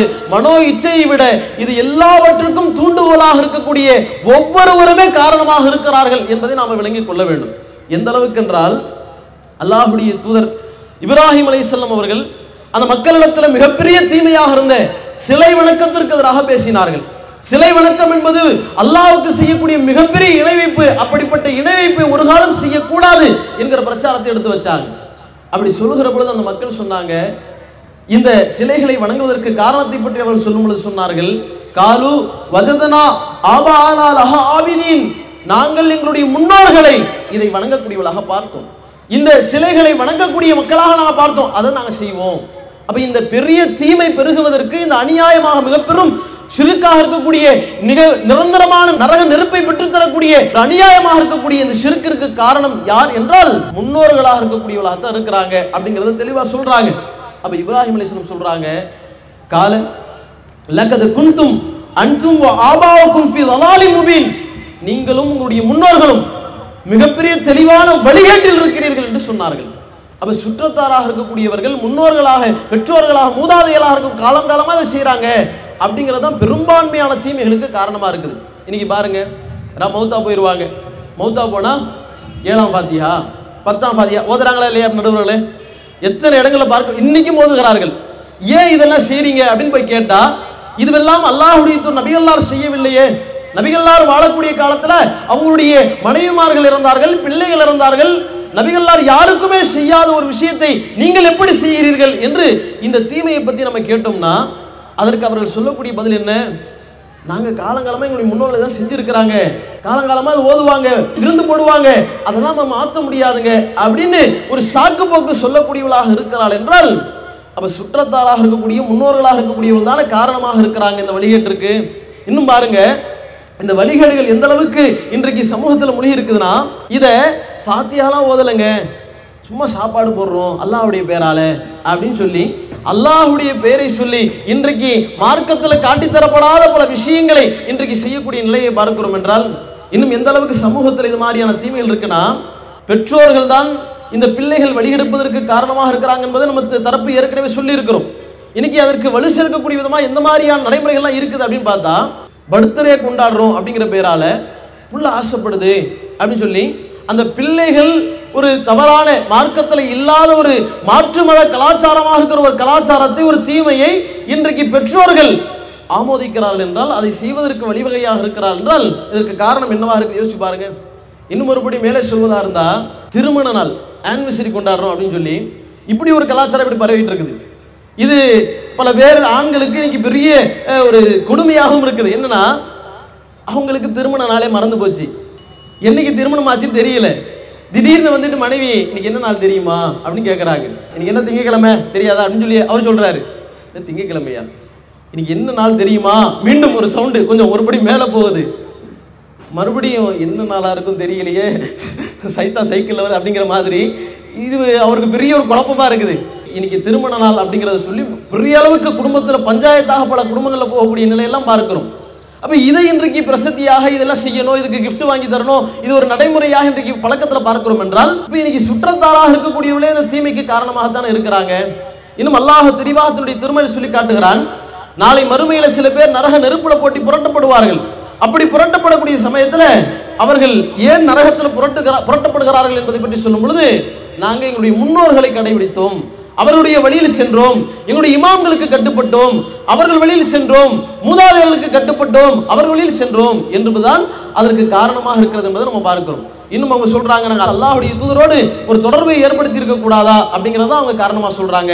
அப்ப இந்த தீமைகள் பெரிதும் பெருகுவதற்கு காரணம் என்பது முன்னோர்கள் தான், சுற்றத்தார்கள் தான் என்பதை நாம் ஆழமாக பதிய வைத்துக் கொள்கிறோம். அஸ்ஸலாமு அலைக்கும் வரஹ்மத்துல்லாஹி வபரகாத்துஹு. தீமைகள் பெருகிறதுக்கு காரணம் சுற்றத்தார் தான் அப்படின்ற விஷயங்களை எல்லாம் ரொம்ப ஒரு வலிமையாக சொல்லியிருக்கிறாங்க. ஒரு சிலை வணக்கம் வருகிறது என்று சொன்னால், இப்ராஹிம் அலைஹிஸ்ஸலாம் சொல்லும்போது முன்னோர்களை தானே காரணம் காட்டினாங்க. ஃபாத்திஹா ஓதுறாங்க இன்னைக்கு, அதற்கும் முன்னோர்களை தானே காரணம் காட்டுறாங்க. ஒரு பர்த்டே கொண்டாட்டம் என்று சொன்னால் அதற்கும் முன்னோர்களை தானே காரணம் காட்டுறாங்க. வட்டி என்று சொன்னால் அது தனியாக ஒரு நபர் வாங்கிட முடியுமா? அது கூட்டாக சேர்ந்து செய்யக்கூடிய ஒன்று தானே. மது என்று சொன்னால் அதுவும் கூட்டாக செய்யக்கூடியது தானே. பாவங்களுடைய பட்டியலை அல்லாஹ்வுடைய தூதர் சொன்ன அடிப்படையில் அது எல்லோருமே சேர்ந்து செய்யக்கூடிய ஒரு பாவமாகத்தானே இருக்கிறது.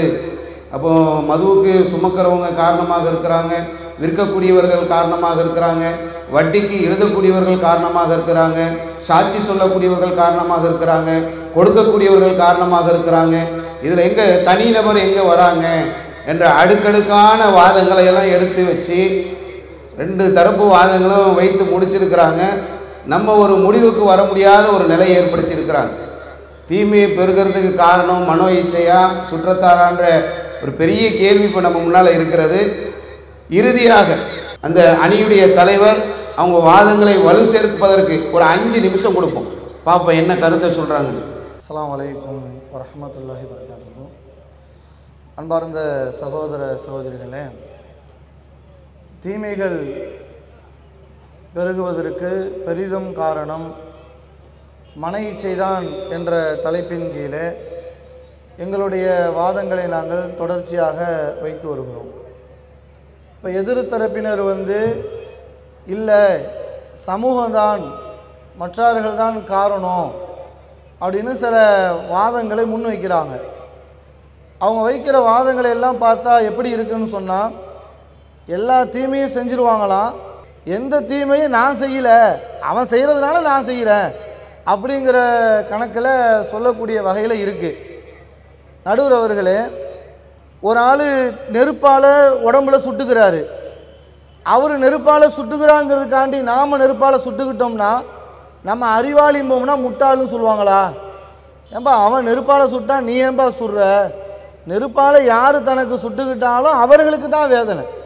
அப்போ சமூகத்தில் என்னதான் தீமைகள் மலிந்திருந்தாலும், சமூகத்தில் எவ்வளவுதான் தீமைகள் விளைந்திருந்தாலும் ஒவ்வொரு தனி மனிதனும் அதில் தன்னை கட்டுப்படுத்தி கொள்ள வேண்டும் என்றுதான் மார்க்கம் சொல்லுகிறது. இன்றைக்கு வரதட்சணை ஒரு ஆள் கேட்கறதுனால தான் நான் கொடுக்குறேங்கிறாங்க. ஒவ்வொரு நபர்களும் வரதட்சணை வாங்க மாட்டேன் கொடுக்க மாட்டேன் என்று உறுதிமொழி எடுத்துக்கொண்டால் சமூகத்திலே வரதட்சணை உருவாகுமா? நம்முடைய ஜமாத்தின் சார்பாக எத்தனையோ மாநாடுகளை நடத்தியிருக்கிறோம். அந்த மாநாட்டிலே இளைஞர்கள் உறுதிமொழி ஏற்றிருக்கிறார்கள். நாங்கள் நடத்துகிற திருமணங்களில் எங்களுடைய திருமணங்களில் வரதட்சணை வாங்க மாட்டோம், வரதட்சணை கொடுக்க மாட்டோம் என்று சொல்லி எத்தனையோ இளைஞர்கள் முன் வந்திருக்கிறாங்க. அப்போ ஒவ்வொரு இளைஞர்களும் முன் வந்தார்கள் என்று சொன்னால் வரதட்சணை எப்படி சமூகத்தில் கொடுமையாக மாறும்?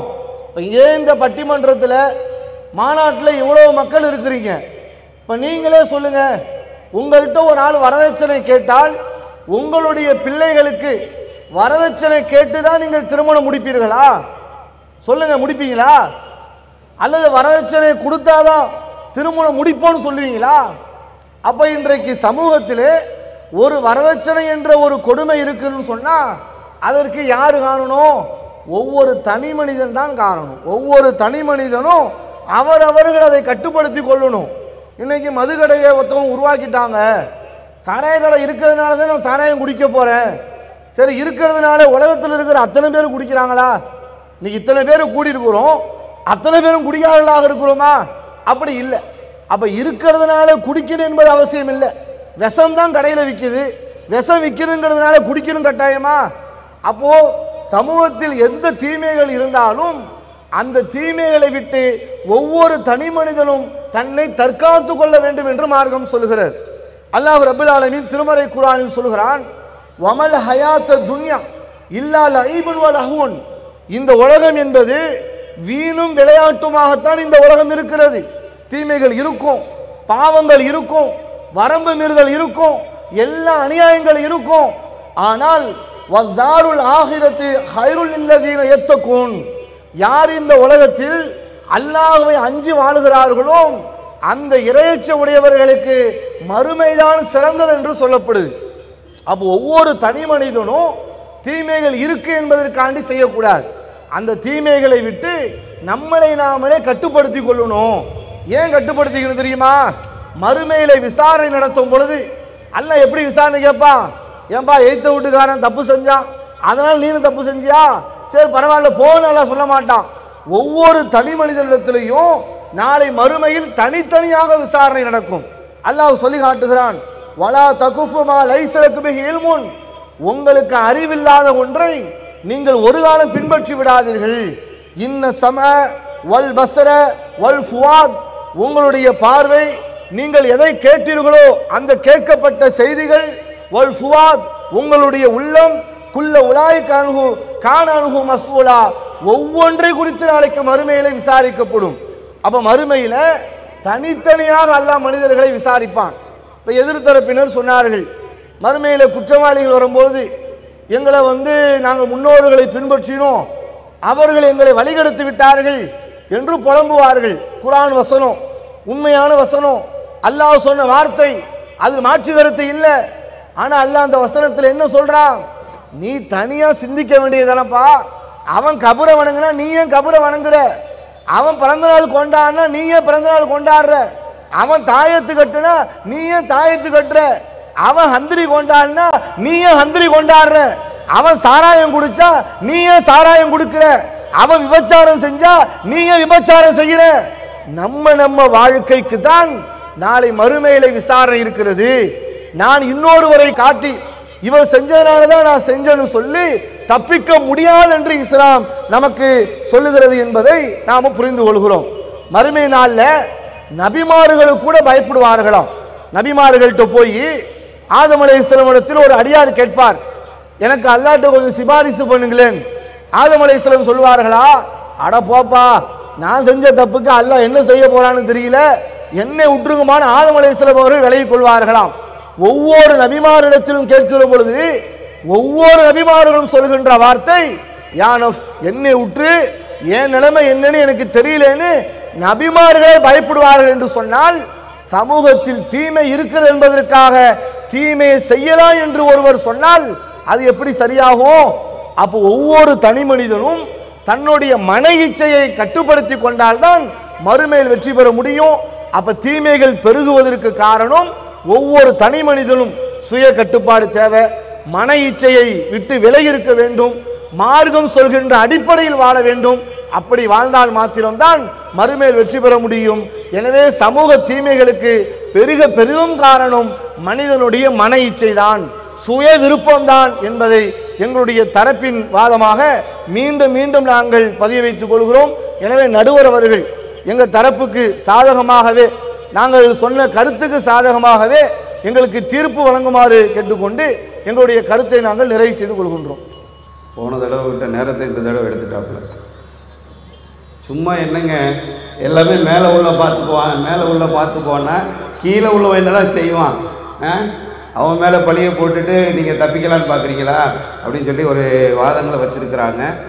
அதாவது வரதட்சணைக்கு எல்லாம் உறவினர்கள்லாம் கேட்குறாங்க, உறவினர்கள் அழுத்தம் கொடுக்குறாங்க, உறவினர்கள் தான் வரதட்சணை வாங்குவதற்கு காரணம் சொல்லி எது தரப்பு வைத்த எல்லா வாதங்களையும் தமிழ்நாடு தௌஹீத் ஜமாத் சார்பாக நடத்தப்பட்ட வரதட்சணை ஒழிப்பு மாநாடுகளில் லட்சக்கணக்கான இளைஞர்கள் தங்களுடைய அந்த மன கட்டுப்பாட்டை வெளிப்படுத்தி, நாங்கள் வரதட்சணை வாங்கக்கூடிய கல்யாணத்தில் கலந்து கொள்ள மாட்டோம், நாங்கள் எங்களுடைய திருமணங்களில் வரதட்சணை வாங்க மாட்டோம் என்று சொன்னார்களே என்ற ஒரு அடிப்படையான ஒரு வாதத்தையும், நாளைக்கு மறுமையில் தனி மனிதனை குறித்து தனித்தனி மனிதர்களாகத்தான் விசாரிக்கப்படுவார்கள் என்ற வலிமையான வாதங்களை வைத்திருக்கிறாங்க தங்களுடைய இறுதி வாதத்தில். இதற்கு பிறகும் சுற்றத்தார் காரணம் என்பதை சொல்வதற்கு வராங்க சீவிம்ரான் நம்முடைய இறுதி தரப்பு வாதத்தை வைப்பதற்கு. வாங்க. அஸ்ஸலாமு அலைக்கும் வரஹ்மத்துல்லாஹி வபரகாத்துஹு. தீமைகள் பெருகுவதற்கு பெரிதும் காரணம் மனோ இச்சையா சுற்றத்தாரா என்ற இந்த தலைப்பின் பட்டிமன்றத்தில், அதாவது தீமைகள் பெருகுவதற்கு மனோ இச்சை காரணமே இல்லை என்று நாங்கள் மறுத்தது போல எதிரணியர் நிறைய வாதங்களை வச்சுருக்கிறாங்க. நாங்கள் அது மறுக்கவே இல்லை. மனோ இச்சையும் காரணம் என்பதை நாங்கள் ஏற்றுக்கொள்கிறோம். பெரிதும் காரணமாக இருப்பது அதான் நான் முடிச்சிட்ட பிறகு நீங்கள் சொன்னீங்கன்னா சரியா இருக்கும். இல்லைன்னு சொன்னால் உங்கள் நடுவர் மேலே எங்களுக்கு சந்தேகம் வந்துடும், நீங்கள் வந்து நியாயத்தின் பக்கம் நிற்க மாட்டீங்களோ அப்படின்னு சொல்லி. அதனால் நீங்கள் பார்த்துக்கிறீங்க. சரி, தீமைகள் ஏற்படுவதற்கு பெரிதும் காரணம் சுற்றத்தார் தான் என்றது தான் நாங்கள் சொல்கிறோம். முழுவதுமாகவே அந்த அவங்களுடைய வாதத்தை நாங்கள் மறுக்கலை. அது காரணம்தான், பெரிய காரணங்களாக எது நிற்கும் என்பதை தான் நாங்கள் சொல்கிறோம். சகோதரர் நிறைய சொன்னார். அதாவது ஒரு நண்பர்கள் தான் மது குடிக்கிறதுக்கு தூண்டுறாங்க என்று நம்ம சொல்லும் பொழுது, விஷம் கூட கடையில் கிடைக்குது, நீ வாங்கி குடிச்சிருவியா, அப்போ நீ யோசிக்க வேணாமா என்ற மாதிரிலாம் சகோதரர் சுட்டி காட்டினார். நான் என்ன கேட்குறேன், அதாவது ஒரு எரியறது பிடுங்கினா எரியறது அடங்குன்னு சொல்லுவாங்களா இல்லையா? ஒரு அடுப்பு எரிகிறது என்று சொன்னால் அதுக்கு விறகுகள் தான் காரணம். அதை பிடுங்கி விட்டால் எரிகிறது தானாக நின்றுவிடும் என்பது அடிப்படையானது. அப்படி தானே? அறிவானவர்கள் அதை ஏற்றுக்கிடுவாங்க. இப்போ மது தயாரிக்கக்கூடியவன் யார்? இவனே தயாரித்து இவனே குடிச்சிடறானா? இதுக்கு அரசாங்கம் தயாரிக்கலையா? இதை குடிக்கக்கூடிய நண்பர்கள் தூண்டலையா? அப்போ தயாரிப்பதையே நிறுத்திவிட்டால் குடிப்பவர்கள் யார் இருப்பாங்க? அதனால தான் ரசூலுல்லாஹ் சொல்றாங்க, மது குடிப்பவர், மதுவை தயாரிப்பவர், மதுவை விற்பவர், மதுவை சுமந்து செல்பவர் என எல்லாருமே பாவத்தில் ரசூலுல்லாஹ் ஒன்றாக்குறாங்க. இந்த மதுவில் எல்லா விதத்திலையும் பாவத்தில் ரசூலுல்லாஹ் சேர்க்கறதுனால அவன் குடிக்கிறத மட்டும் மன இச்சையை மட்டும் நீங்கள் அடிப்படையான காரணமாக சொல்றது சரியில்லைன்றதை நான் சுட்டி காட்ட விரும்புகிறேன். ரெண்டாவது இன்னொரு செய்தியை நான் மேற்கோள் காட்டுறேன். புகாரியில் வருது, ஒருத்தர் 99 கொலை பண்ணிடுறாரு. 99 கொலை சையான புகாரியில் வரக்கூடிய ஹதீஸ். ஒருத்தர்கிட்ட போய் கேட்குறாரு, அல்லாஹ் என்னை மன்னிப்பானா? உன்னெல்லாம் எல்லாம் மன்னிக்க மாட்டேன்னு சொன்னோன்னு அவரையும் போட்டு தள்ளிடுறாரு. 100 கொலை.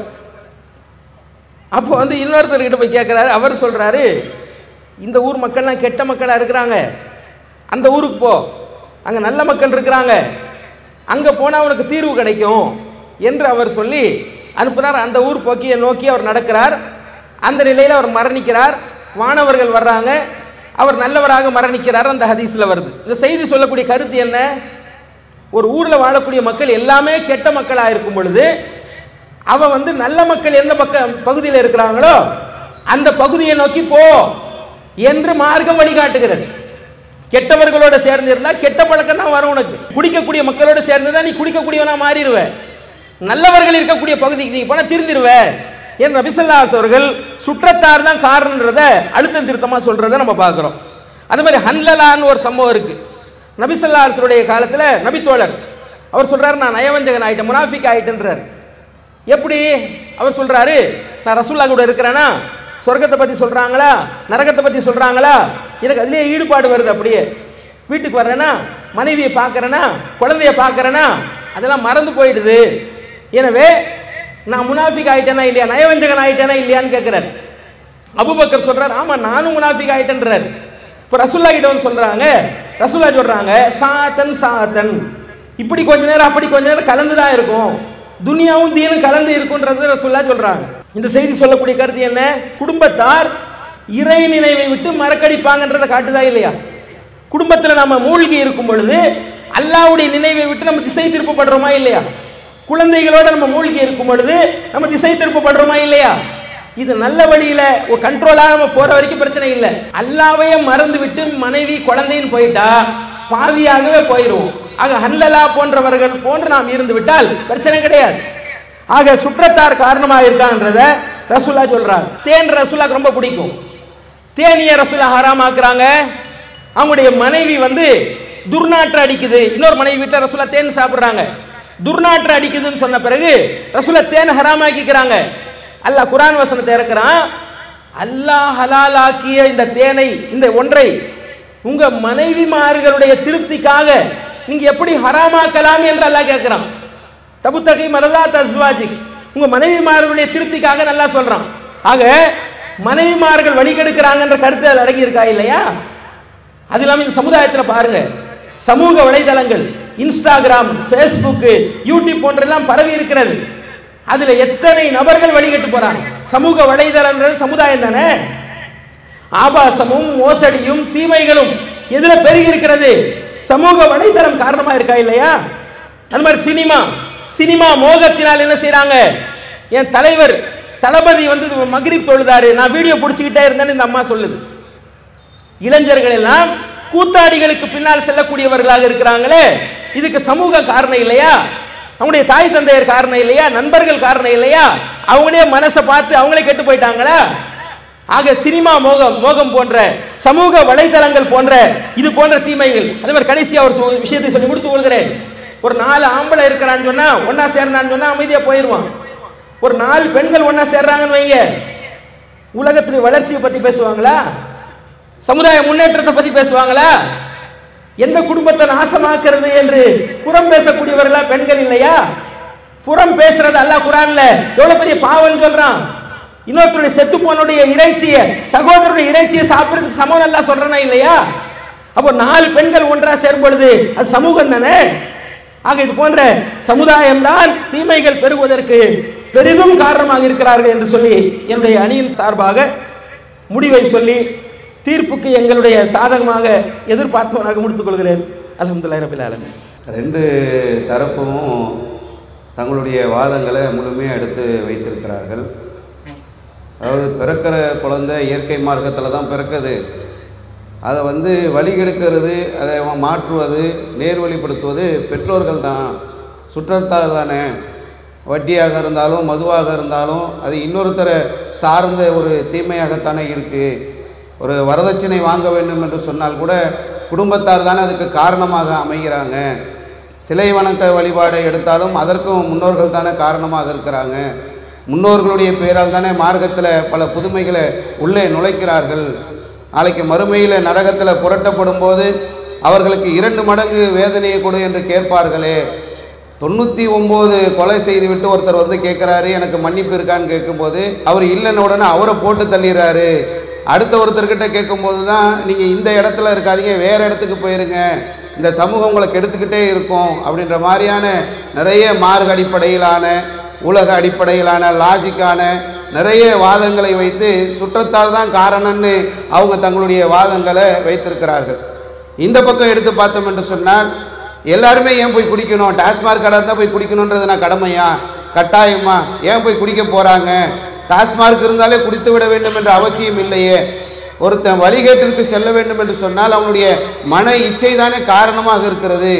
கலாச்சார சீரழிவுக்கு அவனுடைய மன இச்சை தானே காரணமாக இருக்கிறது.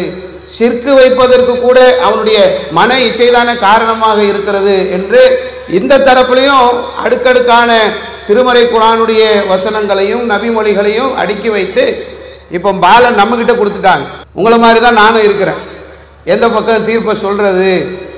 சமூகத்தில் தீமைகள் இருக்கிறதா என்று கேட்டால் நிச்சயமாக நிறைய தீமைகள் இருக்கிறது. இந்த தீமைகள் இருப்பதற்கான காரணமாக மனோ இச்சையும் இருக்கிறது, சுற்றத்தார்களும் இருக்கிறார்கள். இதில் யாருமே மறுப்பு சொல்ல முடியாது. 2 தரப்பினருமே அதை ஏற்றுக்கொண்டிருக்கிறார்கள். 2 தரப்பு வாதங்களும் இதை ஒப்புக்கொண்டுதான் தங்களுடைய வாதங்களை வலிமையாக வைத்திருக்கின்றார்கள். அதிலே ஒரு குறிப்பாக மன இச்சை சார்பாக பேசுகின்ற போது ஒரு கருத்தை வைத்தார்கள். நாளைக்கு மறுமையிலே விசாரிக்கப்படுகின்ற போது ஒவ்வொருவரையும் தனித்தனி நபராகத்தான் அல்லாஹ் விசாரிப்பான். எல்லாம் கூட்டா செஞ்சீங்க, கூட்டுகளாட்டா பண்ணி ஆயிடுச்சு. எல்லாம் கூட்டா சேர்ந்து நிறைய அநியாயங்களும் அக்கிரமங்களையும் சமுதாய சீரழிவுகளிலும் ஈடுபட்டு விட்ட பிறகு மறுமையை சந்திக்கின்ற போது ஒவ்வொருவரும் தனித்தனியாகத்தான் விசாரிக்கப்படுவார்கள் என்ற ஒரு ஆழமான ஒரு கருத்தை அவர்கள் வைத்திருக்கிறார்கள். இதில் நம்ம வரலாறுகளை திருக்குர்ஆனில் எடுத்து பார்க்கின்ற போது மூசா அலைஹிஸ்ஸலாம் பிரச்சாரம் பண்ணிட்டு இருக்கிறாங்க. பிரச்சாரம் செய்து கொண்டிருக்கக்கூடிய சூழ்நிலையிலே வகியின் அடிப்படையிலே அவர்கள் வகி பெறுவதற்காக செல்கின்ற போது சாமிரி என்று சொல்லக்கூடிய ஒருவன் அந்த சமுதாய மக்களை வழிகெடுத்து விடுகின்றான். மூசா அலைஹிஸ்ஸலாமுக்கு இந்த செய்தி கிடைத்த உடனே கோபமாக திரும்பி வருகிறார்கள். அந்த மக்களிடத்திலே பேசுகின்ற போது சாமிரி இடத்திலே கேட்கிறார்கள், என்னப்பா என்ன நடந்துச்சு, என்ன விஷயம் என்று சொல்கின்ற போது கதாலிக்க சவ்வலத் நீ நப்சி, என்னுடைய மனது இதை தூண்டியது. இந்த தூண்டுதல் காரணமாகத்தான் இந்த சமூகத்தை, இந்த சமுதாயத்தை, இந்த மொத்த கூட்டத்தையும் நான் வழிகெடுத்து விட்டேன் என்பதை, தன்னுடைய நப்சுதான் அதற்கு காரணம் என்பதை சாமிரி சொல்லக்கூடிய செய்தியை திருமறை குர்ஆனிலே நாம் பார்க்கிறோம். இந்த மனோ இச்சை என்பது இது ரொம்ப ஒரு டேஞ்சரான ஒன்று. இன்னைக்கு நம்மளை சுற்றி இருக்கக்கூடிய மக்கள் நம்மை வழிகெடுத்தாலும் நம்முடைய மனோ இச்சையின் அடிப்படையிலே நாம் சென்று விடாமல் நாம் உறுதியான ஒரு நிலைப்பாட்டை நாம் எடுக்க வேண்டிய பொறுப்பு இருக்கிறது. அல்லாஹ்வுடைய தூதர் சொன்னார்கள், நரகம் என்பது மன இச்சையால் சூழப்பட்டிருக்கிறது, சொர்க்கம் என்பது சிரமங்களால் சூழப்பட்டிருக்கிறது. ரொம்ப ஈஸியாக வழிகெடுக்கக்கூடிய ஒரு நிலை இருக்கும். கூட்டாளியா வருவான், நண்பனா வருவான், உறவினரா வருவான், சொந்தக்காரனா வருவான், வந்து வழிகெடுக்கிறதுக்கு வருவான். ஆனால் நாளைக்கு மறுமையில போய் நிற்கின்ற போது கூட யாருமே நிற்க மாட்டார்கள் என்பதை நாம் இந்த உலகத்தில் வாழ்கின்ற போதே புரிந்து கொண்டு நடக்க வேண்டிய ஒரு சூழ்நிலை இருக்கிறது. நாம் திருமறை குர்ஆனை நாம் எடுத்து பார்த்தோம் என்று சொன்னால் அல்லாஹ் ரப்பல் ஆலமீன் தெளிவாக சொல்கின்றான், யார் ஒரு அம்மாமன் தகா, ஒரு தரிகட்டு வரம்பு மீறி நடக்கக்கூடிய இந்த சூழ்நிலையில் வாசரல் ஹயாத்த துன்யா, இந்த உலக வாழ்க்கையை அவன் தேர்ந்தெடுத்து விட்டான் என்று சொன்னால் இன்னல் ஜஹீம ஹியல் மக்வா, அவனுக்கு தங்குமிடம் நரகம் தான், தப்பிக்கவே முடியாது. அவன் தான் ஊட்டி விட்டான், அவன் தான் கூட்டிட்டு போனான், அவன் தான் வழிகெடுத்தான், அவன் தான் கட்டு கொடுத்தான். காலேஜில் காலை வச்ச உடனே மச்சான் சின்னதா அப்படின்னு ஆரம்பிச்சான். கூட்டாளி என்ற பெயரில், நண்பர் என்ற பெயரில், உறவினர் என்ற பெயரில் வந்து யார் வழிகெடுத்தாலும் அந்த வரம்பு மீறி அந்த மனோ இச்சைக்கு நாம் ஆட்பட்டு விட்டோம் என்று சொன்னால் தங்குமிடம் நரகம்தான். அவன் சொன்னான் இவன் சொன்னான் என்று அங்க தப்பிக்க முடியாது. உங்களை விசாரிப்பார்கள். விசாரிக்கின்ற போது வலது கரத்தில் ஏடு தனிநபருக்குத்தான் தரப்படும், இடது கையில் ஏடு தனிநபருக்குத்தான் தரப்படும். தனித்தனி நபர்களாகத்தான் அவர்கள் விசாரிக்கப்படுவார்கள். அங்கிருந்து தப்பிக்க வேண்டும் என்று சொன்னால் பெரிய கஷ்டம். அவ்வளவு எச்சரிக்கைகளை திருமறை குர்ஆன் நமக்கு சொல்கின்றது. அல்லாஹ் ரப்பல் ஆலமீன் அல்லாஹ்வுடைய தூதருக்கு சொல்றான், யூதர்களும் கிறிஸ்தவர்களும் இருக்கிறார்கள். அவங்க என்ன நினைக்கிறாங்க, நீ என்ன பின்பற்ற வேண்டும் என்று அவங்க நினைக்கிறாங்க. அதை அவங்களைத்தான் நம்ம ஒப்புக்கொள்ள வேண்டும் என்று அவர்கள் விரும்புகிறார்கள். நீங்க சொல்லுங்க, அல்லாஹ்வுடைய வழி இருக்கிறதே இதுதான் நேரான வழி என்று சொல்லிவிட்டு அல்லாஹ் ரப்பல் ஆலமீன் சொல்கின்றான், உனக்கு ஞானம் வந்த பிறகு, உனக்கு அறிவு வந்த பிறகு, உனக்கு தெளிவு வந்த பிறகு நீ அவர்களின் மனோ இச்சையை பின்பற்றினால், ஒட்டுமொத்த கூட்டம் யூதர்கள் கிறிஸ்தவர்கள் ஒரு விஷயத்தின்பால் அழைக்கிறார்கள், அந்த அழைக்கக்கூடிய மனோ இச்சைக்கு கட்டுப்பட்டு நீ அவர்களை பின்பற்றினாய் என்று சொன்னார், உன்னை காப்பவன் எவனுமே இருக்க மாட்டான் என்று அல்லாஹ்வுடைய தூதருக்கு அல்லாஹ் எச்சரிக்கை தருகிறான். யாருமே காப்பாற்ற மாட்டாங்க. மறுமையில போய் நின்றோம் என்று சொன்னால் ஏன் நப்சு என்ன, ஏன் நிலைமை என்ன, சுற்றத்தார் வந்து நிற்பாங்க. சுற்றத்தார் வந்து நிற்கிறதை அல்லாஹ் குர்ஆன்ல சொல்றான். அந்த நாளிலே சூர் உதப்படக்கூடிய அந்த நாளில், எல்லோரும் ஒன்று திரட்டப்பட்டிருக்கக்கூடிய அந்த நாளில் உங்களுடைய சகோதரன் உங்களை விட்டு வெறுண்டோடி கொண்டிருப்பான். கூட்டாளி அவன் தான், சுற்றத்தார் அவன் தான், உறவு அவன் தான், அவன் ஓடிக்கொண்டிருப்பான். உம்மிஹி வ அபி, உங்களுடைய தாய் உங்களை விட்டு வெறுண்டோடி கொண்டிருப்பார்கள், உங்களுடைய தந்தை உங்களை விட்டு வெறுண்டோடி கொண்டிருப்பார். வ சாஹிபத்திஹி வ பனி, மனைவி உங்களை விட்டு வெறுண்டோடுவார், உங்களுடைய குழந்தை உங்களை விட்டு வெறுண்டோடுவார். என் நப்சு மட்டும்தான் என்று எந்த சுற்றத்தாரும் இல்லாமல் தனியாக நிற்கின்ற ஒரு நாள் இருக்கிறது. அந்த நாளிலே யார் மனோ இச்சையை பின்பற்றினார்களோ, அது அல்லாஹ்வுடைய தூதராக இருந்தால் கூட எந்த உதவியாளனும் கிடையாது என்ற எச்சரிக்கையை அல்லாஹ் ரப்பல் ஆலமீன் தருகிறான். தம்பி உடையான் படைக்கஞ்சான். ஒரு தம்பி இருந்தா போதும், ஊரையே எதிர்த்து நிற்கலாம். அந்த தம்பி ஓடுவான், அண்ணன் ஓடுவான், சகோதரன் ஓடுவான், நண்பன் ஓடுவான். எந்த நண்பனும் இன்னொரு நண்பனை அந்த நாளில் நலம் விசாரிக்க மாட்டான், எல்லாமே ஓடுவார்கள் என்று அல்லாஹ் ரப்பல் ஆலமீன் சொல்கின்றான். வேதனையின் காரணமாக தங்களுடைய குடும்பத்தாரே அவர்கள் அடகு வைப்பார்கள். எந்த குடும்பத்தை சொல்லி தப்பிக்க முடியும்? குடும்பத்தாரை அடகு வைக்கக்கூடிய ஒரு நிலை ஏற்படும் என்பதை அல்லாஹ் ரப்பல் ஆலமீன் சொல்லி தருகிறான். ஆரம்பத்தில் சொன்னாங்க, யௌம துகல்லபு உஜுஹும் மின்னார், நரகத்துல முகங்கள் புரட்டப்படக்கூடிய நாள்ல வழிகெடுத்துட்டாங்க, எங்களை அவங்க தான் கெடுத்தாங்க, எங்களுடைய முன்னோர்கள், எங்களுடைய மூதாதையர்கள், எங்களுடைய தலைவர்கள் வழிகெடுத்து விட்டார்கள் என்று சொல்கின்ற போது அந்த மக்கள் சொல்லுவார்கள், எங்களை வழிகெடுத்த அவர்களுக்கு 2 மடங்கு வேதனையை கொடு. வழிகெடுத்தவங்களுக்கு 2 மடங்கு வேதனை. இந்த தீமைகளில் பால் போய் ஒருவன் விழுந்தான் என்று சொன்னால், தீமைகளுக்கு ஒரு மனிதன் தள்ளப்பட்டான் என்று சொன்னால், நாளைக்கு மறுமையிலே போய் நிற்கின்ற போது மிகப்பெரிய ஒரு சேதத்தை, கை சேதத்தை அவர்கள் சந்திப்பார்கள். நரகம் வந்து கோபத்தில் வெடிக்குமா? கோபத்தில் வெடிக்கும் போது கூட்டம் கூட்டமாக வானவர்கள் நரகல மக்களை அள்ளி போட்டுக் கொண்டிருப்பார்கள். குர்ஆன் வசனம். அள்ளி போடுகின்ற போது அந்த காவலர்கள் அள்ளி போடக்கூடிய அந்த மக்களிடத்தில் கேட்பார்கள், அலம் எத்திக்கும் நதீர், உங்களிடத்திலே எச்சரிக்கை சொல்லக்கூடியவர் வரவில்லையா?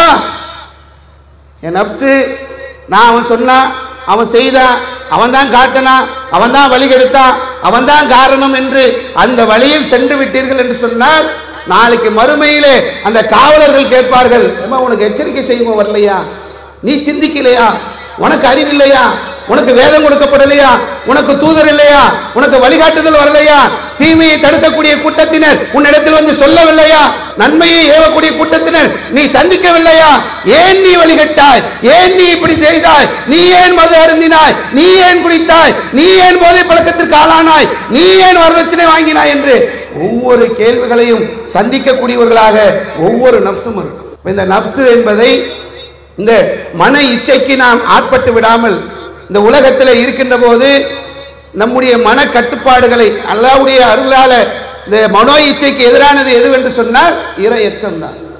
எவர் ஒருவர் இறையச்சத்தின் அடிப்படையில் செயல்படுகிறாரோ அவருக்கு மகத்தான கூலி இருக்கிறது. நாளைக்கு மறுமையில் அந்த மகத்தான கூலியை பெற வேண்டும் என்று சொன்னால் சமூக தீமைகளில் இருந்து நாம் விலகி இருக்க வேண்டும். சுற்றத்தாராக நாம் இருக்கின்ற போது நாம் நம்மால் நம்முடைய அந்த மக்களுக்கு தீமை போய் சேரக்கூடிய நிலையில் இருந்தும் நாம் விலகி இருக்க வேண்டும். நமக்கு நம்முடைய சுற்றத்தார்கள் தீமைகளை ஏவக்கூடியவர்களாக இருந்தால் அதிலிருந்தும் நாம் விலகி இருக்க வேண்டும். ஒரு தனி மனிதனாக ஒழுக்கமாக இந்த சமுதாயத்தில் இருக்கக்கூடிய எல்லா தீமைகளில் இருந்தும் நாம் விலகி இருக்க வேண்டும். தனி மனிதனாக நாம் மனோ இச்சைக்கு அடிபடையாமல் அந்த தீமைகளில் இருந்து நாம் விலகி இருந்தால்தான் நாளைக்கு மறுமையிலே வெற்றி பெற முடியும் என்பதை நான் சொல்லி, இரண்டும் காரணமாக இருந்தாலும் இதுக்கு ஒரு 49 இதுக்கு ஒரு 51 இப்படிதான் பிரிக்க முடியும். அதுக்காக சமூகத்தில் இருக்கக்கூடிய தீமைகளை நம்ம ஓரங்கட்டிட முடியாது. சுற்றத்தார்கள் செய்யக்கூடிய அந்த பாதகங்களை எல்லாம் ஓரங்கட்டிவிட முடியாது. அவர்களும் காரணமாக இருக்கிறார்கள். தனி மனிதர்களாக இருக்கக்கூடியவர்களும் இதற்கு காரணம் என்பதை விளங்கி அதிலிருந்து விலகி இருக்க வேண்டும் என்பதை தீர்ப்பாக சொல்லி இந்த பட்டிமன்றத்தை நிறைவு செய்கின்றேன். வாஹிரு தஅவானா அல்ஹம்துலில்லாஹி ரப்பில் ஆலமீன். அஸ்ஸலாமு அலைக்கும் வ ரஹ்மத்துல்லாஹி வ பரகாத்துஹு. அல்லாஹு அக்பர் அல்லாஹு அக்பர்.